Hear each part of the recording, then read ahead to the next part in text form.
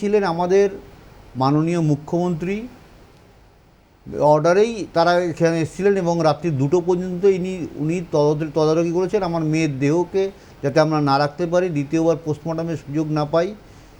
এমনকি আপনাকে একটা কথা, সারা দেশের লোককে একটা কথা জানা দরকার, আমার মেয়েকে যে গলা চিপে হত্যা করা হয়েছে সেখানে যে আঙুলের ছাপ এবং কতগুলো কামড়ের দাগ সেখান থেকে কোনো লালারস নেওয়া হয়নি এবং সেগুলোর কোনো ডিএনএ পরীক্ষা করা হয়নি। এবং যে সমস্ত ডিএনএ পরীক্ষা লিখিত আকারে কোথাও উল্লেখ, হ্যাঁ লিখিতই আছে, এবং সিএফএসএল যে রিপোর্ট দিয়েছে সেই রিপোর্টেই দেখা যাচ্ছে সিবিআই অনেক গাফিলতি করেছে এবং সেটা আমরা চেষ্টা করছি আদালতের মাধ্যমে তুলে ধরার। এবং এই যে লড়াই আমাদের চলছে আদালতে এখন বর্তমানে, সেই আদালতে এই সমস্ত বিষয়ে সিবিআই যে সমস্ত তথ্য তুলে ধরেছে তার উপরে বেস করেই আমরা লড়াই চালাচ্ছি। এবং রাজ্য প্রশাসনকে যারা বলছেন তাদের সবার আগে একটা কথা বলি, আমরা কখনোই কিন্তু সিবিআই চাইছিলাম না, আমরা চেয়েছিলাম ইন্ডিপেন্ডেন্ট ইনভেস্টিগেটিং এজেন্সি চেয়েছিলাম এবং কোর্ট মনিটরিংয়ের জন্য। মানে মা বাবা হিসেবে আপনারা কখনোই সিবিআই চান না? আমরা সিবিআই চাইনি, ওনারা প্রথম থেকেই সিবিআই চেয়েছেন বলে আসছেন। কিন্তু সত্যি কথা বলতে কি, এরা কোনো মানে নিজেদের স্বার্থ ছাড়া কিছুই দেখে না। সমস্ত বিষয়ে আমাদের যে সমস্যাটা সেটা যে রাজ্যের যে সমস্যা, আজকে আমার মেয়ে একজন রাজ্য সরকারি কর্মচারী, তাকে যে প্রোটেকশান দেওয়ার দায়িত্ব রাজ্য সরকারের ছিল সেটা কিন্তু তারা একবারও বলছেন না। একবার কোথাও তারা বলেননি যে আমাদের ব্যর্থতা, তা এই যে ব্যর্থতা তাদের হয়েছে, তারা যে দিতে পারেননি সেটা তো তাদের স্বীকার করা উচিত। এবং প্রশাসন যে কলেজ কর্তৃপক্ষ তারাও তো আমার মেয়েকে প্রোটেকশন দিতে ব্যর্থ হয়েছে, দেয়নি ইচ্ছাকৃতভাবে না। পুলিশের কথা বললেন, পুলিশ কমিশনার তো বদল হয়েছিল, কী লাভ হয়েছে বদল হয়েছে? পুলিশ কমিশনার বদল হয়ে আমাদের লাভটা কী হয়েছে? তিনি তো যা করার প্রথম দিনই করে দিয়েছেন। এবং তিনি যে 8 বার আমার মেয়ের নাম নিয়েছিলেন সেই মামলাটা পর্যন্ত ঝুলে আছে, তারও কোনো বিচার আসছে না। যেটা মেয়ের নাম নেওয়াটা, মানে ভিকটিমের নাম নেওয়াটা একজন কলকাতা পুলিশের প্রধান তিনি কি করে করলেন, এবং যে প্রাক্তন প্রিন্সিপাল তিনিও এই দোষী ছিলেন। আজকে দুজনকে অ্যারেস্ট করেছিল সিবিআই, কিন্তু পরবর্তীকালে তাদের এগেনস্টেও চার্জশিট দেয়নি। সেখানে কি যে সিবিআই অজুহাত তৈরি করার চেষ্টা করছে আমরা আজ পর্যন্ত সেটা বুঝতে পারছি। রাজ্য প্রশাসনের ভূমিকা নিয়ে ইতিমধ্যেই কাদম্বিনীর বাবা প্রশ্ন তুলেছেন। মুখ্যমন্ত্রী মমতা বন্দ্যোপাধ্যায় 12ই আগস্ট গিয়েছিলেন, তাদের সঙ্গে দেখা করেছিলেন, সেদিন কি বলেছিলেন এবং 14ই সেপ্টেম্বর কি বলেছিলেন জানাবো, এবং তারই সঙ্গে মা এবং বাবার সঙ্গে কথা বলবো। আবারও একটা বিরতির পর সঙ্গে থাকুন।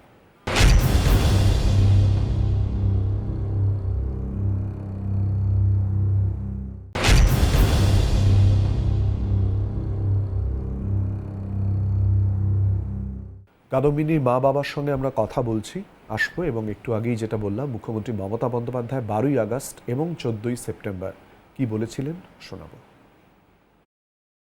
মেয়েদের গায়ে হাত দেওয়া যে কত বড় অপরাধ, এবং তার সাথে যে অত্যাচার করেছে বা তাকে যেভাবে খুন করেছে, এবং ডগ স্কোয়াড থেকে শুরু করে, ভিডিও থেকে শুরু করে, ফরেন্সিক ডিপার্টমেন্ট থেকে শুরু করে সবাইকেই ইনভলভ করা হয়েছে যাতে খুনি গ্রেপ্তার হয় এবং দোষীরা শাস্তি পায়।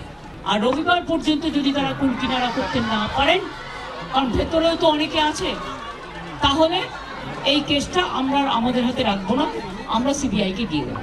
তার কারণ হচ্ছে আমার এতে কোনো পাওয়ার লেনা দেনা কিছু নেই। যদি সত্যি কেউ দোষী হয়, দোষীরা শাস্তি পাবে, দোষীরা কেউ আমার বন্ধু নয়।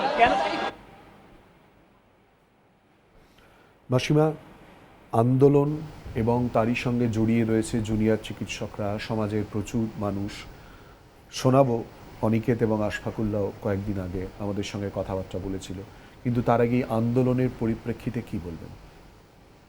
আন্দোলন চলেছে আন্দোলনের মতো, তবে একটা কথা এখনই শুনলাম, মুখ্যমন্ত্রী বলছেন যে ভেতরের অনেকেই জড়িত আছে। তাহলে সেই কথাটা নিজেই বললেন, আমাদের বাড়িতে গিয়েও বলেছিলেন।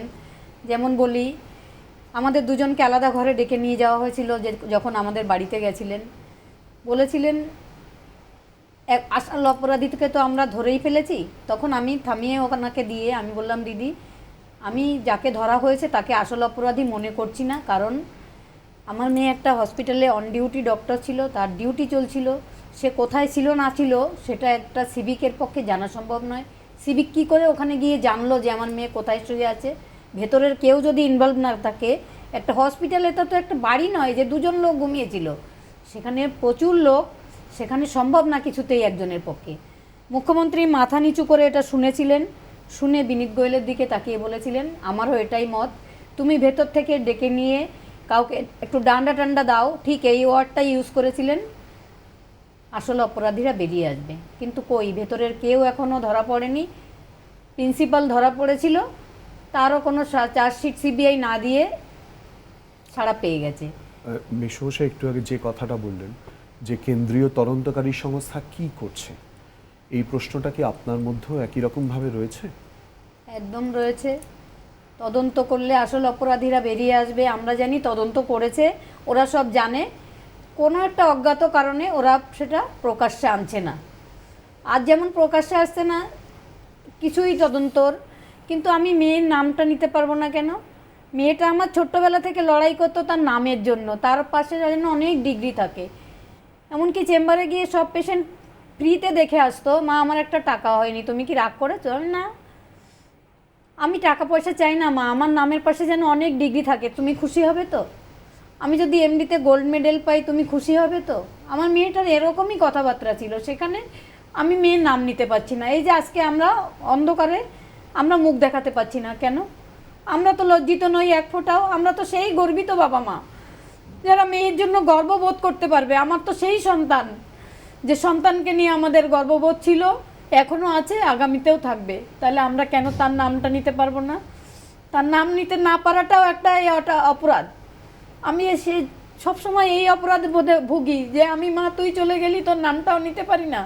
কিন্তু বাড়িতে আমরা সবসময়ই নাম নিই তার, এখানে যেহেতু বলা যায় না তাই বলি না। কিন্তু এটা নিয়েও আমার সরকারের কাছে আবেদন থাকবে যে কেন আমরা মেয়ের নাম নিতে পারবো না। এরকম যদি 4-5 বছর ধরে তদন্ত চলতেই থাকে, তদন্তের যে গতি সেটাতে আমি বুঝতে পারছি না কবে বিচার পাবো। কিন্তু আমরা ছেড়ে দেব না, ছেড়ে আমরা কোনো মতেই দিতে পারবো না। ঠাকুর যেন আমাদের বাঁচিয়ে রাখে যতদিন না আমরা অন্তত মেয়ের বিচার পাই। মেয়ে আর ফিরে আসবে না, কিন্তু এই দুর্নীতির কত দূর শিকড় সেটা আমরা দেখতে চাই। যদি কেউ আমাদের পাশে না থাকে আমরা দুজন মিলে লড়ব, কিন্তু আমরা লড়াই চালিয়ে যাব। এটা যেন সবাই বুঝে নেয় এবং আমাদের অনুরোধ করব যতদিন আমরা লড়াই চালিয়ে যাব সবাই যেন আমাদের পাশেই থাকে। কারণ এই যে দুর্নীতিটা হয়েছে এটা একটা ছেলে খেলা দুর্নীতি নয়, এটা একটা ডক্টর। আমার মেয়ে 2022 সালে আরজি করে ভর্তি হয়েছিল, 24 সালে সে আর নেই। কিন্তু তার আগে সে 17 সালে MBBS পাশ করেছিল, তারপর থেকে একটা দিনও সে বসে থাকেনি। 18 সালে সে কল্যাণী JNM-এই চাকরি করত। বাবা মাকে ভালো রাখতে হবে, বিয়ে করতে হবে ভালোভাবে সুখী জীবনযাপন করতে হবে। ওই ডায়েরির পেজ ছেঁড়া ছিল, 3-4টে ডায়েরির পেজ ছেঁড়া ছিল সেমিনার হলে, যেখানে সিজার লিস্ট হচ্ছিল। সেখানে পুলিশ এনে আমাকে একটা দেখালো পাতা, যে এটা কি আপনার মেয়ের হাতের লেখা? আমি বললাম হ্যাঁ। তারপরে আমার দেওয়ার ওই ছবিটা তুলে রেখেছিল, পুরো পাতাটা ভর্তি বাবা মাকে ভালো রাখতে হবে এসব কথা লেখা। সঞ্জয় রায় যদি তাকে খুন করবে তাহলে ডায়েরির পাতা কেন ছিঁড়বে? আমরা তো সিবিআইকে বারবার বলেছি, আমরা তো সেকেন্ড পোস্টমর্টম চেয়েছিলাম, কেন তাকে রাখতে দেওয়া হলো না? এত পুলিশ কেন আসলো? এসবগুলো তদন্ত হবে না? আমাদের বলুক তদন্ত করতে, আমরাই তদন্ত করে বার করে ফেলবো। এতদিন তো লাগার কথা ছিল না তদন্ত করতে। এটা একটা ঘরের মধ্যে যেমন আমরা এই যে বসে আছি, এখানে একজন এসে মার্ডার হয়ে গেল, আমি হয়তো মার্ডার হয়ে গেলাম, আর বাকি দুজন রয়েছে, তাদের কি ধরবে না পুলিশ? এটাই তো সার কথা। লাস্ট তার সাথে যে 4 জন ছিল, পোস্টমর্টম রিপোর্টে বলা হয়েছে রাত্রি 12টা থেকে ভোর 6টার মধ্যে তাকে খুন করা হয়েছে, ধর্ষণ করা হয়েছে। রাত্রি 12টা থেকে যারা ওর সঙ্গে ছিল তাদের কেন কাস্টাডিতে নেওয়া হলো না? না পুলিশ নিল, না সিবিআই নিল, তাহলে বিচারটা হবে কি করে? এই প্রসঙ্গটা, এই প্রশ্নের জায়গাটা কি খুব বেশি পরিমাণে ভাবাচ্ছে বা ভাবিয়েছে আপনাকে তার সঙ্গে যারা ছিল? এটা তো প্রতিটা ক্ষেত্রেই দেখা যায় যে লাস্ট সিন থিওরি একটা হচ্ছে আইনের একটা পরিভাষা আছে। এই লাস্ট সিন থিওরিটা কেন প্রয়োগ করা হয়নি এখানে যেহেতু যারা লাস্ট সিনে ছিল তারা প্রভাবশালী, সেই কারণেই এটা লাস্ট সিন থিওরিটা এখানে প্রয়োগ করা হয়নি। সব জায়গায় সমস্ত কেসেই আপনি দেখবেন যখন কেউ খুনের যে মামলাগুলো ওঠে সেখানে লাস্টিং থিওরিটা সবার আগে দেখা হয়। আজকে তো আমার মেয়েটা এসে বলতে পারছে না যে বাবা এই আমাকে এরা মেরেছে,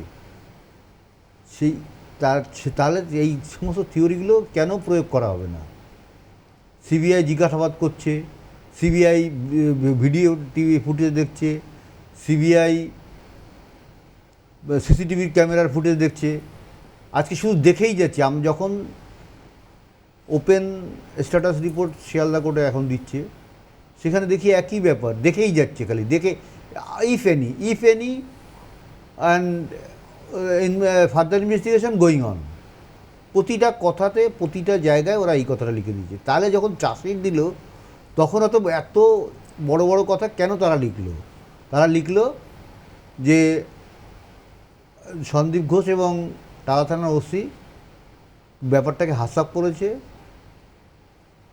এভিডেন্স ট্যাম্পারিং করেছে, এরা এই সমস্ত ব্যাপারে যুক্ত এবং এই অ্যাবটমেন্টের অভিযোগও এনেছে। কিন্তু সেখানে তারা এখন সেই যাদের বিরুদ্ধে সমস্ত অভিযোগ আনলো তাদেরও এগেনস্টে চার্জশিট দিল না এবং কোর্টে দাঁড়িয়ে বলল যে আমরা চার্জশিট দেবো না, 90 দিন মাথায় চার্জশিট দেবো না, আপনার আইন অনুযায়ী যা করার। জজ সাহেবের যা হাতে ছিল ছেড়ে ওদের জামিন দেওয়া, বন্ডে 2000 টাকার বন্ডে জামিন দিয়ে সবাইকে জামিন দিয়ে দিয়েছেন। এই মামলা এখনও চলছে।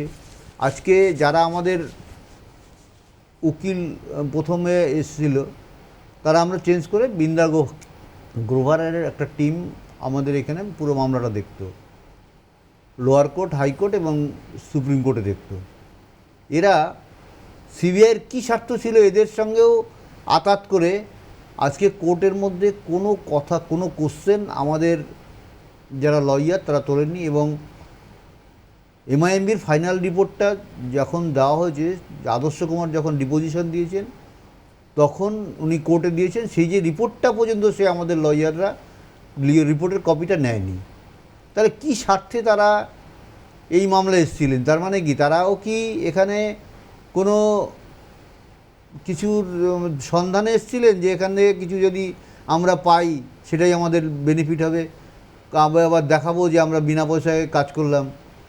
যত বড় কেস তত বড় কি বলবো আর কি, তত বড় লেনদেনের ব্যাপারগুলো থাকে। সিবিআইও সেই লেনদেনের শিকার বলে আমাদের এখন মনেই হয়, কারণ সিবিআই হচ্ছে ভারতের প্রিমিয়াম গোয়েন্দা সংস্থা। তারা যে কিছুই জানে না আর কিছুই পায়নি এটা আমি বিশ্বাস করি না। সিবিআই সব জানে, কীভাবে আমার মেয়েকে মারা হয়েছে, কোথায় মারা হয়েছে, কজনে মিলে মেরেছে, সব জানে। এটা আমি একদম হলক করে বলতে পারি। কিন্তু সিবিআই কোনো অজ্ঞাত কারণে সেটা প্রকাশ্যে আনবে না। আজকে যে সিজিআইয়ের কথাটা বলছিলাম, যেটা আইন মানে দূরদর্শনে বলাটা ঠিক নয়, কিন্তু আমি দায়িত্ব নিয়ে, আমার নিজের দায়িত্ব নিয়েই বলছি, সিজিআই কেন এই মামলাটাকে সুমোটো নিলেন রোববার দিন করে? কী স্বার্থ তার ছিল? নিশ্চয়ই তারও কোনো স্বার্থ ছিল। আমি একটু আগেই মাসিমা বলছিলেন, তার আগেও আমরা দেখালাম যে মুখ্যমন্ত্রী মমতা বন্দ্যোপাধ্যায় গিয়েছিলেন, আপনাদের সঙ্গে দেখা করেছিলেন এবং নানান বক্তব্য। প্রধানমন্ত্রীর সঙ্গে দেখা করার একটা কথাবার্তা চলছিল, সেই দেখাটা হলো না কেন? প্রধানমন্ত্রীকে আমরা মেল করেছি, মানে ঘটনার 3 দিনের মাথায় খোলা চিঠি পাঠিয়েছি সবাইকে, প্রধানমন্ত্রী, রাষ্ট্রপতি, স্বরাষ্ট্রমন্ত্রী, রাজ্যপাল, আমাদের মুখ্যমন্ত্রীকেও পাঠিয়েছিলাম আমরা। 3 দিন পরে খোলা চিঠি পাঠিয়েছিলাম, কিন্তু কেউ কোনো, এই নিয়ে 10 বার আমরা চিঠি পাঠিয়েছি। রাষ্ট্রপতি একবার বলেছেন যে আমি খুবই ব্যথিত বিষয়টা নিয়ে, কিন্তু আমার কাছে সময় নেই আমি দেখা করার মতন। প্রধানমন্ত্রীকে লিখলাম, প্রধানমন্ত্রী বললেন বিষয়টা গৃহমন্ত্রী দেখবেন। সত্যি কথা, দুঃখের বিষয়, গৃহমন্ত্রী আজ পর্যন্ত, আমরা অনেক চেষ্টা করেছি, একটা প্রধানমন্ত্রী ওই স্বরাষ্ট্র দপ্তরের মানে যিনি পিএ আর কি, অমিত শাহ, ওনার ফোন নাম্বারটা আমাদের দিয়েছিলেন মেল করে, কিন্তু তার কোনো উত্তর আমরা আজ পর্যন্ত পাইনি। এবং তারা কী কারণে যে আজকে কেন্দ্রীয় নেতৃত্ব আমাদের ব্যাপারটা দেখছেন না জানি না। আর যে সীমা পাহুজা যিনি তদন্ত করছেন, শিয়ালদা আদালত যে রায়ের কপি দিয়েছে সেখানে কোথাও বলেনি যে সিবিআই কোনো কাজ করেছে। আজকে সিএফএসএলও বলেছে যে এই যে ঘটনা ঘটেছে, এই ঘটনা এই যেখানে ঘটেছে সেমিনার রুম, একার পক্ষে ঘটিয়ে বেরিয়ে যাওয়া অসম্ভব, সিএফএসএল রিপোর্টে উল্লেখ করা হয়েছে। তারপরেও সিবিআই বিষয়টাকে প্রকাশ্যে আনছে না, সেই কারণেই আজকে বলতে বাধ্য হচ্ছি সিবিআই সব জানে, সব বের করেছে, কিন্তু কোনো অজ্ঞাত কারণে সেটা প্রকাশ্যে আনছে না।